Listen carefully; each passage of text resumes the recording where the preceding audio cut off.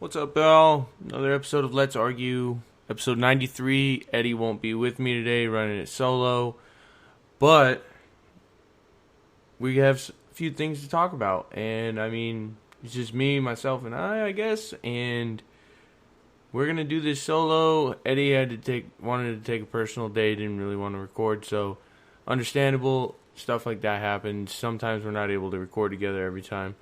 But some upcoming events. We have the NFL Draft this month, April 27th through 29th, out here in Kansas City. And hopefully maybe one of the days I'll be able to go to it.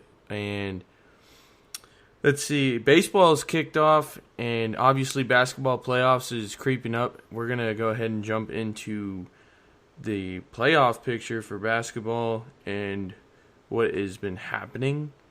Let me pull that up real quick. So obviously there's some games. So this upcoming week is the closeout of the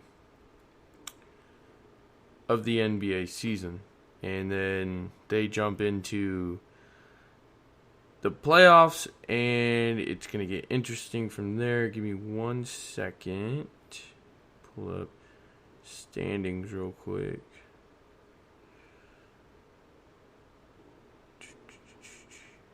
All right. So in the Eastern Conference, the Bucks, the Celtics, the 76ers, Cavs, and Knicks have all clinched a playoff spot in the Eastern Conference. And then the number 6 seed, Brooklyn, they're on a winning streak, and they're kind of keeping themselves in it. They're starting to gel, it looks like, a little bit with everyone that left this year. Surprisingly, Brooklyn kind of kept themselves in it. They're not expected to do a whole lot after that, though. So for Brooklyn to think that they even have a chance is probably little to none. Miami is right there, 41-37. Miami's probably going to take over that 6th seed. Hopefully they close out these final games coming up. Miami's always been a good team the last few years. Brooklyn's always been in it a little bit, but Eastern Conference, I don't see the top two changing. I don't have a whole lot of faith in the 76ers either. They have a good record, but they've lost to good teams throughout the season. When it comes down to the big games that everyone's watching, it seems to me that the 76ers don't really have it. Obviously, Boston and Milwaukee are always in it. They've been in it the last few years. I don't think the Eastern Conference is going to come out with it this year. But who I think will come out on top this year is Milwaukee. They look the most put together. We'll see what health-wise, that's a big factor, is how many superstars are actually going to be around. LeBron is back, and the Lakers are starting to look pretty solid. So let's jump into the Western Conference, because there's some things that I would like to bring up. There's some teams that have kind of shocked me come towards the end of this season so far that have turned it around. And the first team I want to bring up is obviously the Lakers, right? The Lakers have completely turned it around. Don't know how, but they did, and I give it to them. They're 7-3 in their last 10. LeBron's back. AD's being AD. He's actually healthy at this point of the season, which is really good for them because they perform really well with him. That D'Lo trade that they did late in the season, it seems to me that it helped them out. And getting rid of Russell Westbrook, I wouldn't say was the correct answer. You know what I mean? But it seems to me that it worked out in their favor. It didn't change. It changed things for them because at the time before that trade happened, right? They were looking bad. They were basically they were being looked at as if they they weren't going to make the playoffs. Now they're a game behind. Yeah, a game and a half-ish. Half game behind. There we go. Half game behind from being in the 6th seed. But they have to. They're in a must-win, no-lose type of situation. So are the Warriors. So are the Clippers. Phoenix has got a couple games on them, so Phoenix has a little wiggle room. But the only 3 teams that have clinched, because the top 6 teams are so close in seedings, in wins and losses, is Denver clinched. They're looking. I mean, the Warriors played them yesterday, barely lost, had a lot of mistakes. Think if the Warriors can clean up that, which the Warriors have always had their good and their ugly games. Even in their ugly games, they win. Warriors have picked it up. They're getting Andrew Wiggins back from a notification that ESPN dropped this afternoon. Andrew Wiggins is due to come back to the Warriors and really put out something for them. I think come this playoff push this week. I think the Warriors are going to make it. I mean, let's be real. They have a solid foundation. They have the coach.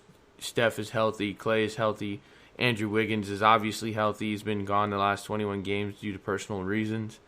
I think teams should be a little scared of what the Warriors are about to do. It seems like it's the same thing every year. They make that playoff push and they make it in just fine. I mean, they're sitting at the 6th seed right now. They're already in. But the 3 teams that have clinched is Denver, Memphis, and Sacramento was number 3 this year in the Western Conference. Now that 6-4 in their last 10, Sacramento is. That is one team that shocked, I think, the whole world. It took them, I think their last time they were in it was back in the early 2000s, was the last time. It was almost 2 full decades without Sacramento being in the playoff picture. And this will be their first playoff series. They clinched, they're in it. And it's something exciting to pay attention to. They're 41-38 in... No, 47-31, sorry, reading the wrong record, wrong team. But to go further down the list, Phoenix is 43-35. They're sitting 2 games ahead of the Clippers and Golden State. I think they're going to be in it. They're going to clinch. If they win a couple more games, they'll be in it just fine, have 45 wins. Probably go 45-37, somewhere along those lines. I can't remember how many games are left. Let me take a look. April, 4 games. 4 games left in 3 games left for at least the Warriors, based on what I'm seeing. So, and then after that, it's game time, playoffs. So, Lakers might squeak in. Lakers are obviously looking at Golden State and the Clippers, same record. Lakers are 40-38. Golden State's 41-38, and the Clippers are 41-38. Those 3 teams are going to be neck and neck, I think, all the way to the end. You can't count out New Orleans, nor can you count out Minnesota or OKC, because if let's say these 5 teams, right? It's possibly the 6th being OKC. I don't really see OKC pushing through to make it. But let's say. I mean, let's be real here. I think it's going to come down to the Clippers and Golden State going at it. I don't think the Lakers are going to pull through this year, nor do I think the Pelicans will pull through either. So, if I had to be guessing, man, based on the Warriors' last 3 games being the Thunder, the Kings, and Trailblazers, I would say to play it safely, right? I honestly think the Warriors can probably get 2 out of the next 3 games, which would put them at 43-39 to close out the season. I think that would put them at the 5, and then if Clippers win 1 out of the 3 and the Lakers win 1 out of the 3, that puts Clippers at the 6th seed, and 1 through 6, I'm going to keep it. The top 3 are going to stay. So Denver, Memphis, Sacramento are going to stay. Phoenix is going to stay where they're at. I think Golden State jumps up to 5. Clippers drop down to 6. And the Lakers don't make it. They go into the play-in tournament. And then the play-in tournament will stay the way it is. In my personal opinion, Lakers, New Orleans, Minnesota, and OKC. And then Dallas. That is the one team I wanted to talk about. This year has been one of the most disappointing teams I've seen. The Kyrie trade didn't seem to help them at all. They're on a 3-game losing streak. They're 3-7 in their last 10. I think bringing Kyrie obviously wasn't the answer. And they were like, we're gonna be finals contenders. We're gonna be champions this year. Yada yada yada. Dallas is almost completely knocked out of the playoffs. If they don't win out these next 3 games that they have left, there's a solid chance they don't even make the play-in tournament. And that's what it's looking like it's going to come down to. Portland's already eliminated, San Antonio's eliminated, and Houston's eliminated. Eastern Conference, Washington's eliminated, Orlando somehow is not.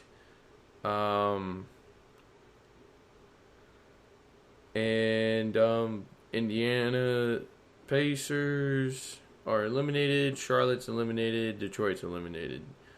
Wow, Detroit went 16. They're 16-62 right now. That is terrible. Houston is 19-60. That's even worse. So that pretty much wraps up. You guys give us some comments, some thoughts, some ideas on who you think is going to make it come playoff time.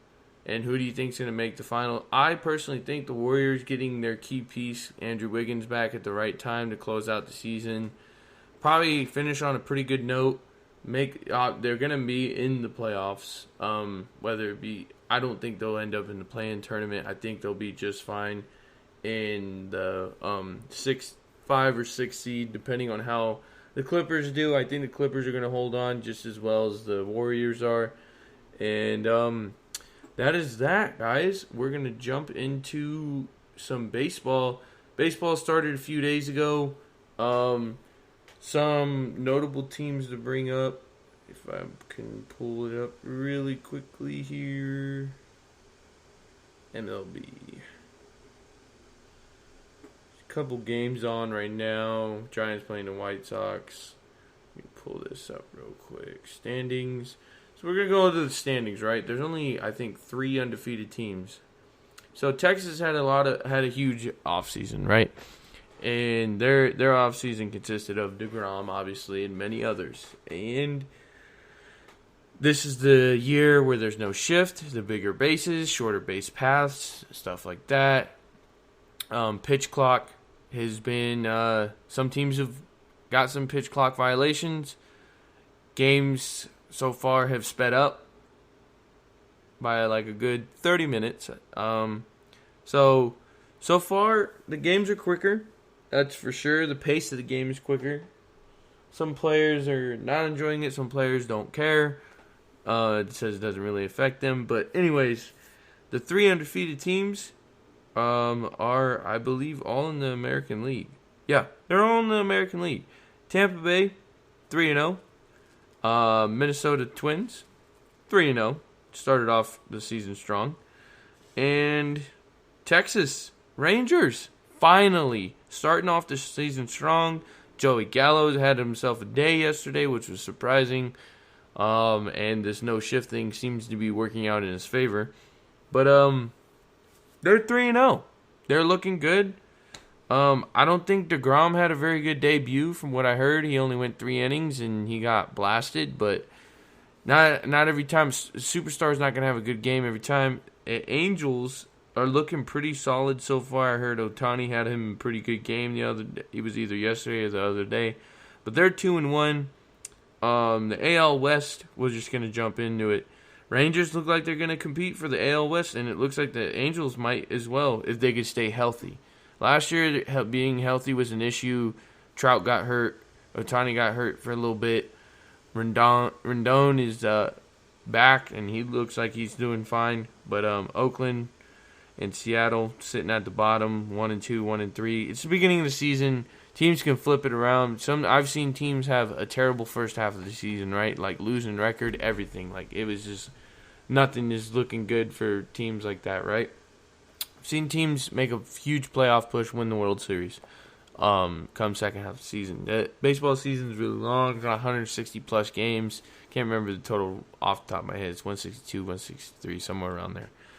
And then the AL Central, Minnesota 3-0, Cleveland 3-1, Chicago White Sox 2-2, Kansas City 0-3, Detroit 0-3.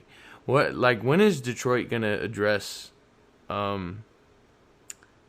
these issues? Like runs scored 3, runs allowed 21. Like clearly pitching is an issue. Kansas City not so much being an issue. No offense, 4 runs, and then 11 allowed. And then you look at Chicago, 16 and 17, very middle of the pack, just like they were last year. Like they're just very evened out. They don't really. They're just typical mediocre team. And you got Cleveland, 17 runs scored, 12 runs allowed. Pitching was never. They're 3-1. God, words are difficult today.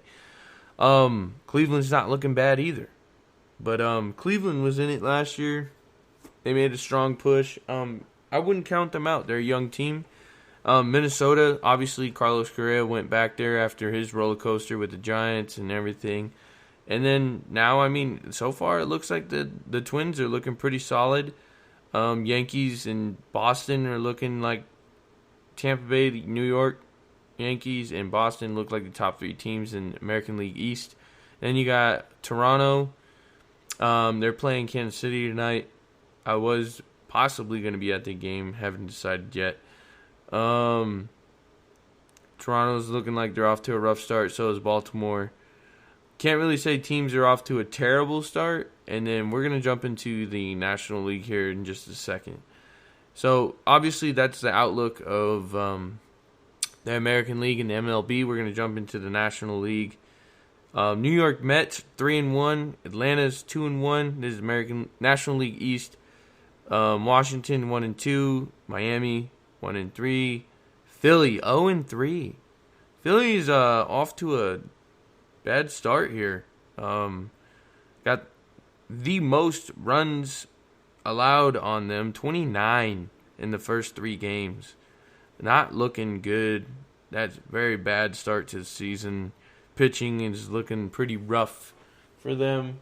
Well, let's jump into the Mets. Mets obviously got Max Scherzer now. They're looking pretty revamped and pretty good now. They're going to be probably at the top the whole year with Atlanta. Washington and Miami, I don't really see them being in it. Philly, obviously, just coming off of losing the World Series. I think Philly's gonna, be in it again. They're on their revenge tour. They have pretty much the same lineup, if not some improvements in there. Off to a rough start right now, but some teams don't start out fast. Some teams start out slow. So some guys take some time, get used to the pitch clock, stuff like that. I think things will change as the season chugs along. Jumping into National League Central, St. Louis, 2-1. They're always pretty good, no matter how many people they lose. Obviously, Molina's not there. Pujols not there. They retired, and it's a new look Cardinals team out there. Cincinnati's 2-1. They're off to a decent start. Milwaukee's 2-1. Pittsburgh 1-2. Chicago Cubs 1-2. Pittsburgh got McCutchen back. One of my favorite players personally, which is pretty cool, in my opinion. But I mean that division kind of looks the way I thought it would look. In National League West, San Diego 2-2, Dodgers 2-2. Arizona 2-2, Colorado 2-2, and San Francisco 1-2. San Francisco is expected to not be all that great. They're predicted to be like mediocre, probably be a wild card team this year. But they're expected to go 500. They're kind of sitting around there. Had a solid one of their games against the Yankees was pretty solid. Other than that, it was looking a little rough around the edges. Offense is very lackluster. They did have some powerhouse offense going on. Second game of that series, I caught one out of the 3 games so far this season. Haven't caught a lot of baseball, but baseball is one of those sports you're not gonna be able to catch out every game every single day, obviously. But baseball, seeing the guys on the base paths and everything, it's seeing the bigger bases. It looks somewhat different. Just seeing it on TV, I would like to see what it looks like in person. I want to be able to watch a game in person too with the pitch clock. One of these days, I'll be out at a Royals game probably, and we'll see how it goes, and how it affects the game and how it speeds it up. And then I'll probably come on to the pod and give you guys some feedback and what I think about it. But other than that, that pretty much is, I think, what the National League West will look like, right? And baseball is off and chugging along. I think Giants could be that sneaky team. Obviously, Colorado may finally do something this year. And Arizona, you never know with Arizona. Sometimes they come out and they end up being good. But Dodgers and Padres are obviously the two that everyone's going to be watching. They have the 2 most powerful lineups in the MLB, some would say. And we'll keep an eye on everything. And that pretty much ends the MLB segment for us, guys. And NFL, not a whole lot has happened. But we'll jump into it for a little bit. Draft is coming up, obviously. And let's see if we can pull it up.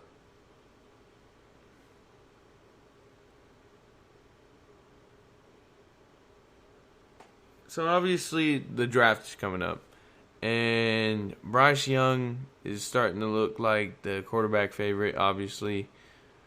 But other than that, there hasn't been a whole lot of news to come through that was notable to bring up this week in the pod. But I would personally like to talk about Lamar Jackson's situation, right? So it doesn't really make a lot of sense. He's one of the best quarterbacks that's available at the moment and requested a trade at the beginning of March. It's not working out for him. He doesn't have an agent, so he doesn't have people handling his business for him. He's doing it all personally through people that he only wants to communicate with, and that's mainly himself. And honestly, Lamar Jackson, I couldn't tell you where he's going to go because there's so many teams that can just bite the bullet and just go for him and just trade away who they need to trade away in order to have him. Obviously, Ravens are going to get huge compensation for him. It's going to be a big change in the NFL. And between Lamar Jackson and Aaron Rodgers, still pending what team they're going to, is a huge deal in my opinion. I think, obviously, I've heard a couple rumors. Aaron Rodgers' trade is taking a while because, you have to think both teams have to weigh out their options of who they want to trade and give up and stuff like that. But if I could pull up, I think there's a mock draft that I could pull up. Based on what I'm seeing right now, I got a mock draft pulled up. I don't even know who it's from. So Carolina Panthers picking up Bryce Young, number 1 pick. Honestly, that'll probably work out best in their favor. Houston Texans drafting C.J. Stroud. I could see that. Arizona Cardinals, Will Anderson from Alabama. They could probably use that, seeming that J.J. Watt just retired. And yeah, honestly, let's move on to the next one. Colts at number 4, Will Levis, quarterback. Don't think that's going to be a very good pick for them. Seattle Seahawks, Hendon Hooker. Wow, that's an interesting pick at number 5. I don't think the Seahawks are going to draft a quarterback, especially somebody that just tore their ACL. But I could see that happening due to I don't know. That one's interesting in my opinion. I don't think that's going to happen. Detroit Lions, Tyree Wilson from Texas Tech. Raiders, Christian Gonzalez, corner. Raiders, I don't know why they pick a corner. I mean, Raiders now have Jimmy Garoppolo as their starter, obviously, but picking up, the Raiders need to address the fact that they struggled with their O-line. I would say they need to draft O-line. Number 8, Miles Murphy, D end. All right, that was Atlanta. Chicago Bears, number 9, from Carolina. Peter Skronsky, offensive tackle. Okay, I could see that. Chicago drafting down to lower picks to pick up an offensive lineman. Pretty smart move by Chicago, in my opinion. Give Justin Fields a chance to prove himself with a better O-line. And I think this will work out for Chicago. They're stepping in the right direction. Eagles traded for the number 10 pick. Broderick Jones, offensive tackle. Okay, makes sense. Some of their offensive linemen were pretty old, and I think they had to replace one. So, Tennessee Titans, Anthony Richardson, quarterback. That is going to be a sleeper pick, in my personal opinion. Because, I mean, Malik Willis hasn't been working out for Tennessee. Tannehill is about to be 35 years old, so he's getting towards the end of his career. And I could see the Titans, if Anthony Richardson is available at 11, I could see that happening. Houston Texans have the 12th pick, Quentin Johnston, wide receiver. We'll see how that goes. I know that Texans have been making a lot of moves with trades and stuff like that. New York Jets draft a offensive tackle, Paris Johnson Jr. New England Patriots looks to be they're going to draft an offensive tackle, Darnell Wright. Makes sense. You got people like Mac Jones that needs more protection. He's not a very mobile type quarterback. And they've had their issues last year, so I could see that. DeJuan Jones, offensive tackle for Green Bay, makes sense. They have a lot of old players leaving Green Bay, and I think starting with the O-line is probably the right answer with Jordan Love taking over. And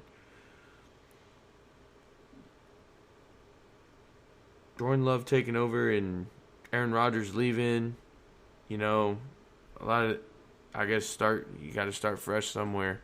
And hopefully Jordan Love works out for the Green Bay Packers. Hopefully that pick works out too. We'll see if it's actually offensive lineman. Washington Commanders, Dalton Kincaid, tight end, Utah. I guess. I mean, I don't think they need a tight end. I think they need a quarterback. I'm surprised Washington hasn't traded their pick to get an earlier pick for a quarterback. See how that goes for them. Pittsburgh Steelers, Devin Witherspoon, get a cornerback. I mean, they've always been a defensive team with the 17th pick. That's a pretty smart move. Detroit Lions, Jalen Carter, defensive tackle. Looks like Detroit's shooting for a lot of defense this year. Makes sense. Their offense is actually pretty solid. Bijan Robinson, Texas running back, goes to the Tampa Bay Buccaneers. Get Baker Mayfield some running support. Makes sense. Tampa Bay's also moved on from Leonard Fournette. And I think that makes sense for them. They gotta get something going down in Tampa. Seattle Seahawks, Lucas Van Ness, defensive end, Iowa. That'd be a huge pick for Seattle. Los Angeles, Jackson Smith. Can't say it. Njimba. Probably said that completely wrong. I'm so sorry. Wide receiver. Makes sense. They need some more offensive weapons for Justin Herbert. And I mean, Chargers have dealt with their wide receivers having a lot of injuries, so that makes sense. Baltimore Ravens, Zay Flowers, wide receiver. Yeah, they haven't had a whole lot of weapons, so if your tight end's leading your team in receiving, I would say it's an issue unless you're Travis Kelce, then that makes sense. But they also have Mark Andrews, which also makes a little bit more sense. But none of the receivers are even close to what Mark Andrews does, and I feel like at that point you have to address that you have a problem. So yeah, them getting a receiver, it's a pretty smart move. Minnesota Vikings, Joey Porter, cornerback. 23-24, Jacksonville Jaguars, Anton Harrison, offensive tackle, makes sense. They struggled with protecting Trevor Lawrence a lot during the past season. New York Giants at 25, Jalen Hyatt, wide receiver, Tennessee, makes sense. Get some more weapons for Danny Dimes.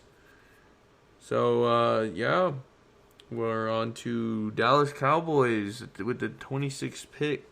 Michael Mayer, tight end, Notre Dame. Yeah, Dalton Schultz has left the Cowboys. Huge loss for the Cowboys. I think it's very underspoken that Dalton Schultz left. Buffalo Bills, Jamar Gibbs, running back, Alabama. Makes sense. 28, Cincinnati Bengals, Emmanuel Forbes, quarterback. Makes sense. They want to improve their defense a little bit more, add some depth. New Orleans, they have a three-way trade at pick 29 with Jordan Addison, wide receiver, USC. Give some more weapons to Derek Carr, makes sense. Eagles, 30th in the draft. Nolan Smith, outside linebacker, makes sense. They had a bit of an issue with that, and they just lost a lot of their defense in this past offseason already. So them picking up some defense in the draft makes sense in the first round. And then Kansas City Chiefs with the 31st pick, Deontay Banks, corner. Chiefs have always been addressing their defensive issues for the past 4 or 5 years, even though they're winning Super Bowls. Patty Mahomes got his second ring, beat the Eagles in the Super Bowl, and honestly, Chiefs are going to probably just keep improving and keep chugging along with Patrick Mahomes in his prime. I hope you guys enjoyed that little mock draft segment that I just kind of ran through for the first round. I wasn't going to go any farther because that was taking a pretty decent amount of time. Hope you guys enjoyed this episode. If you haven't already, please like, comment, subscribe, be a friend, tell a friend, follow us, like our stuff. Make sure you put that bell on, get notifications when we post, stuff like that. Hope you guys enjoyed. Episode's kind of a day late, didn't really get around to it yesterday, but we are here today recording and done.